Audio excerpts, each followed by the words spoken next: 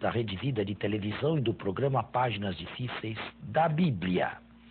Nós, na semana passada, estávamos vendo exatamente o quê?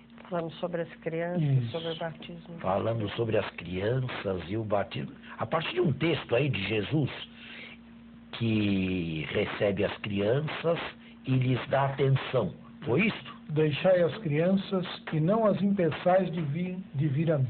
O que deve ter sido um dito, um lógium do próprio Jesus. Por quê? Porque Jesus levava em consideração quem era insignificante, e as crianças eram insignificantes à época de Jesus. Aquelas que nada contam, as últimas.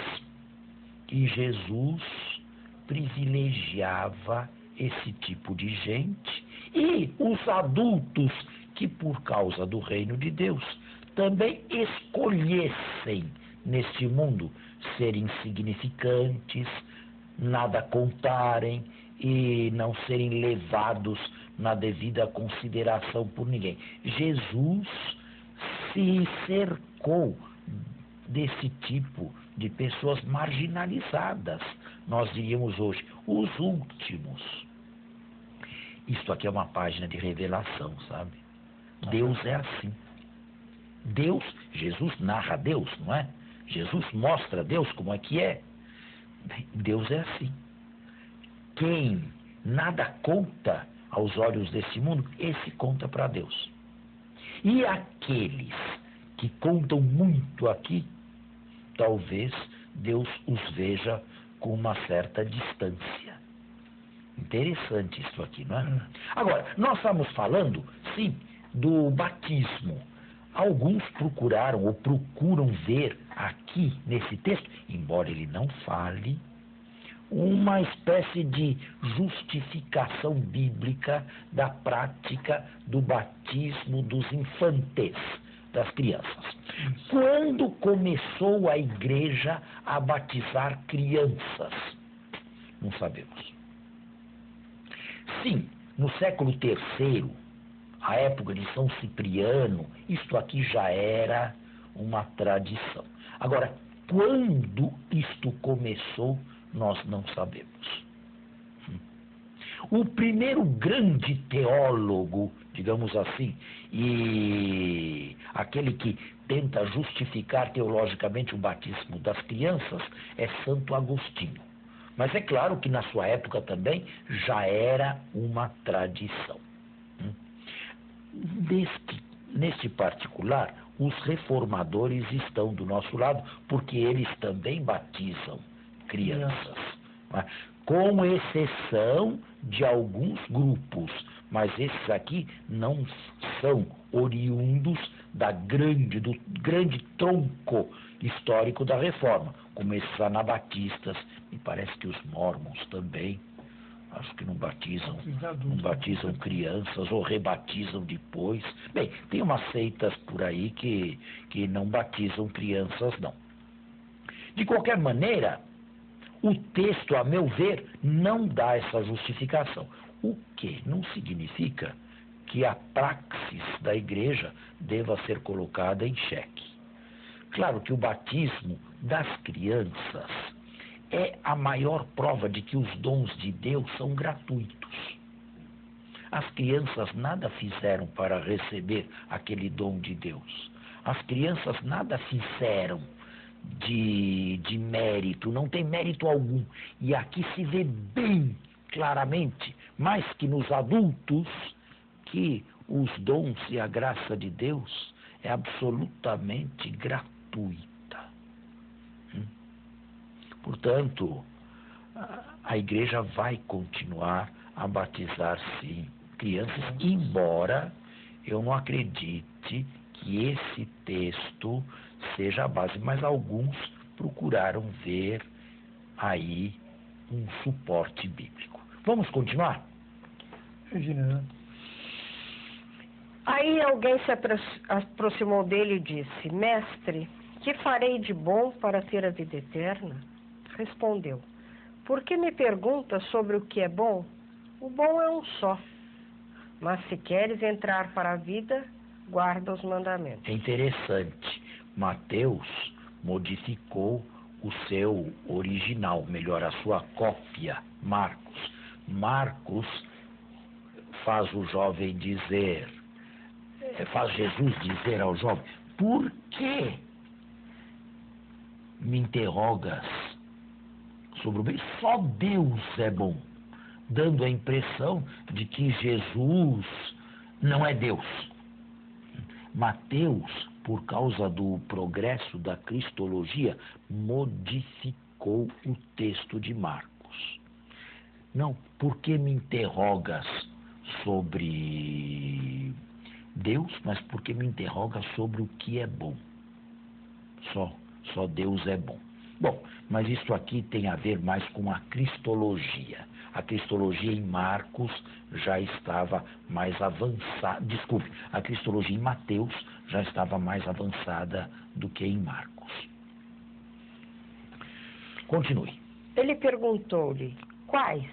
Jesus respondeu: estes: não matarás, não adulterarás, não roubarás, não levantarás falso testemunho. Honra teu pai e tua mãe, e amarás o teu próximo como a ti mesmo. Ou seja, o mínimo indispensável para se entrar na vida, e Jesus nesse ponto foi claro, é a observância dos mandamentos. Aqui são elencados os mandamentos da segunda tábua, com um finalzinho tirado de Levítico: ama teu próximo como a ti mesmo. Uma espécie de coroa de todos eles. Disse-lhe então o moço. Agora o interlocutor para Mateus é um moço. Antes não sabíamos quem era. Agora sabemos que é um moço, Neaniskos. Tudo isso tenho guardado. Que me falta ainda? Jesus lhe respondeu: se queres ser perfeito, vai, vende o que possuis e dá aos pobres, e terás um tesouro nos céus. Depois vem e segue-me. O moço, ouvindo essa palavra, saiu pesaroso, pois era possuidor de muitos bens. E aqui outro problema sério. Mais uma vez, tocamos numa classificação de cristianismo, Certamente. conselhos e preceitos.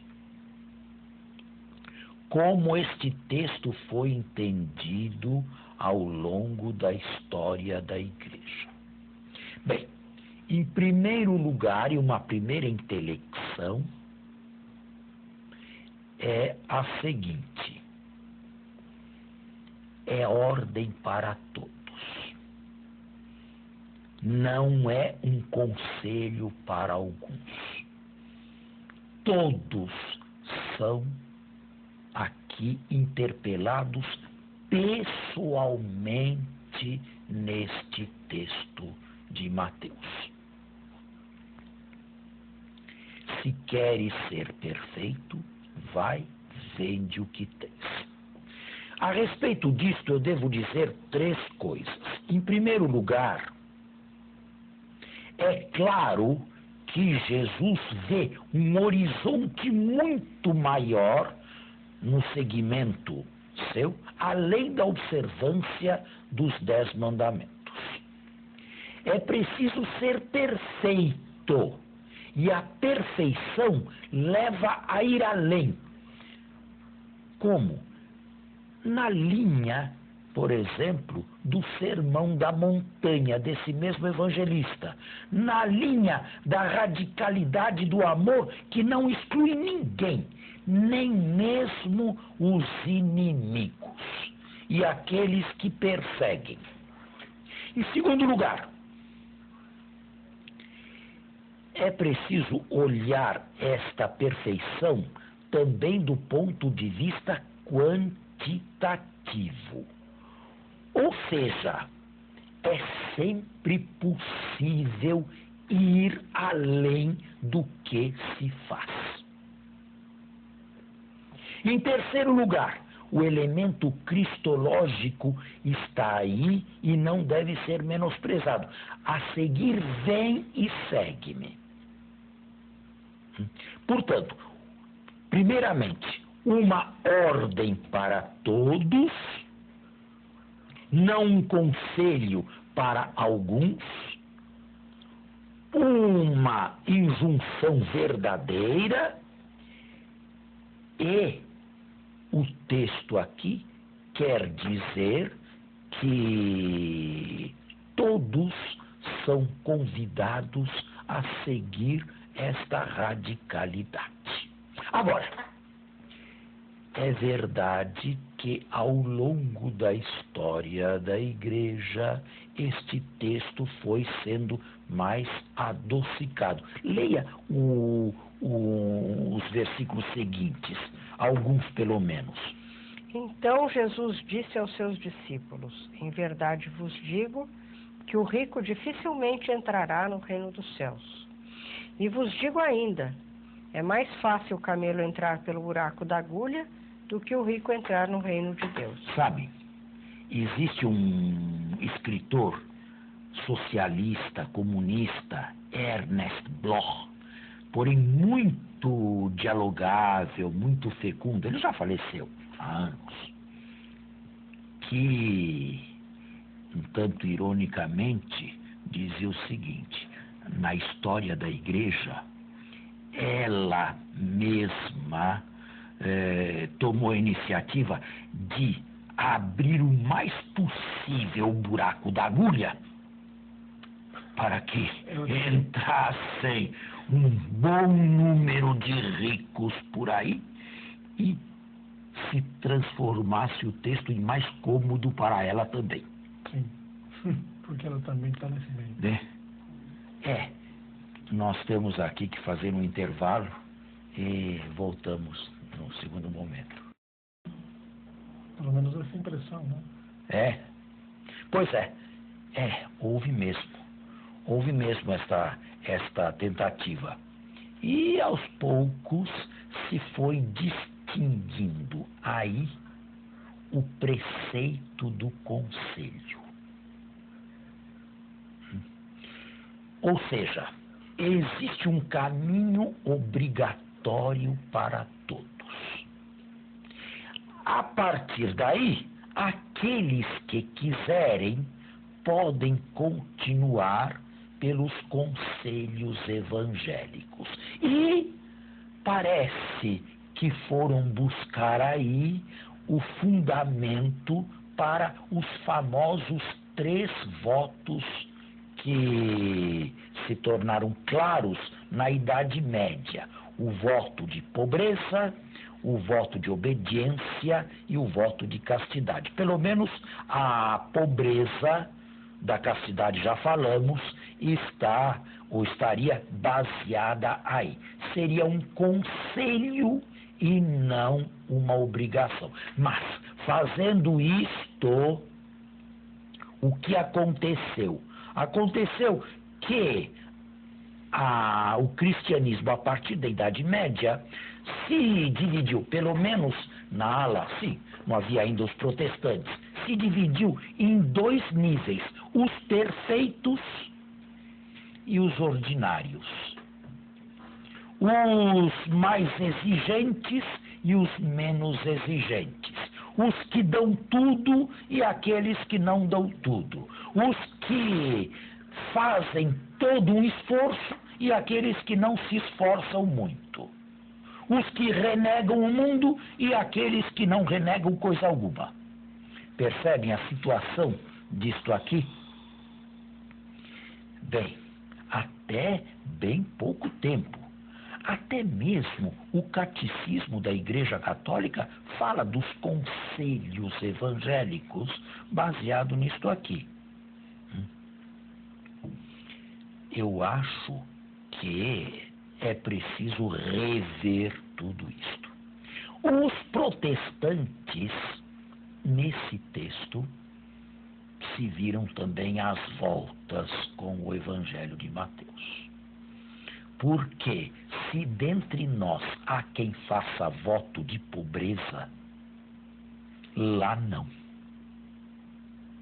Lá este voto nunca existiu. Portanto, eles também se sentem muito pouco à vontade, as grandes igrejas da Reforma, diante desse texto. Afinal de contas, não se renuncia a coisa alguma. Não se renuncia a sexo, não se renuncia a dinheiro, a propriedade particular, a propriedade privada, não se renuncia sequer à própria vontade e se prega o reino de Deus com toda a comodidade. Com toda a comodidade. Não é isso? Não é isso que se vê? Se prega o reino de Deus do lado de lá, sem nenhuma exigência. Sem nenhuma exigência pessoal. Comodamente, em família, com bem-estar social, inclusive material.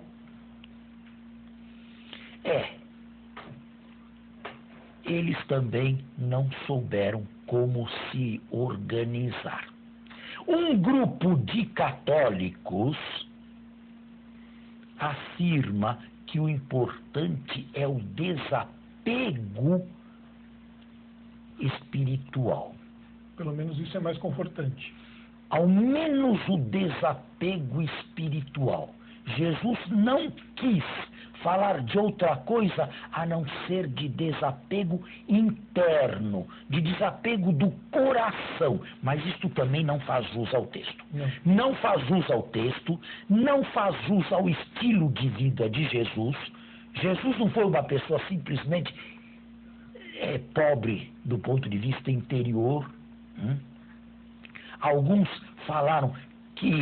chegaram a dizer que nós temos que ser pobres no mérito, nas obras, mas não na graça. Coisas desse tipo, exegeses um tanto forçadas, não é? O texto continua ainda a ser um texto forte, um texto dificilmente... Aqui se trata de saber até onde uma igreja se ajusta ao texto, ou se é o caso de dizer aqui que Ernest Bloch tinha razão. Agora se trata de alargar o buraco da agulha, para se tornar a passagem mais cômoda, ou pelo menos que um grupo maior possa passar por aí e chegar ao reino dos céus. Nenhuma coisa nem outra. Eu acredito que isto seja aliás, o Papa João Paulo II, também na Veritatis Splendor, que é uma encíclica que escreveu, fala que isto aqui não tem nada de conselho, não. Isto aqui é preceito e Deus é a medida. Somente Deus é a medida para todos. Portanto, não existe outra medida a não ser Deus. Agora, eu acredito que este texto, assim como faz dificuldade para nós, fazia dificuldade também aos leitores de Mateus. Mateus possuía na sua comunidade gente radical, gente itinerante, missionário itinerante que deixava tudo, gente que não sabia de outra coisa a não ser do anúncio do evangelho, de casa em casa, de cidade em cidade, e havia outros também que eram sedentários, que eram casados, que possuíam propriedades e que também podiam se assustar. Portanto, o nosso consolo é que não apenas nós estamos assustados com esse texto aqui, mas já a primeira comunidade de Mateus, os primeiros leitores desse texto aí, já deviam estar também um tanto desassossegados. E agora, como é que fica? E vocês podem me perguntar, e qual é a última resposta que eu dou? A última resposta que eu dou é que Mateus, ou Cristo através de Mateus, colocou uma meta. E a meta é aquela lá. Deus e dinheiro, Deus e bem-estar material, Deus e conforto material não se coadunam. não vão juntos. E isto devemos dizer com todas as letras, sobretudo hoje em que alguns pregam o evangelho da riqueza, Sim. o evangelho da prosperidade e o evangelho do bem-estar material. Eu já ouvi isto até em televisão. Deus é rico, é pai, portanto quer que seu filho seja rico também. Mas Deus é rico do quê? Deus é rico em dólar? Deus é rico em euro? Em que Deus é rico? Economicamente. O quê? É um fazendeiro enorme? Deus é um latifundiário? Em que Deus é rico? Meu Deus. Isso é uma blasfêmia. Isto deve ser dito claramente. Dinheiro e Deus não vão juntos. Há que haver renúncia sim. Agora, eu diria, a meta está lá. A meta é aquela. É a absoluta radicalidade, Deus sem mamona, sem o dinheiro. Agora, cada um faça o possível para chegar lá, com a graça de Deus que não lhe falta. Esta é a resposta última que eu dou. A meta é aquela, é uma meta para todos, não é uma meta para uma elite apenas. Cada um examine-se, é um espinho na carne de cada um de nós, até onde posso ter, até onde me compete possuir, aonde começa o desnecessário.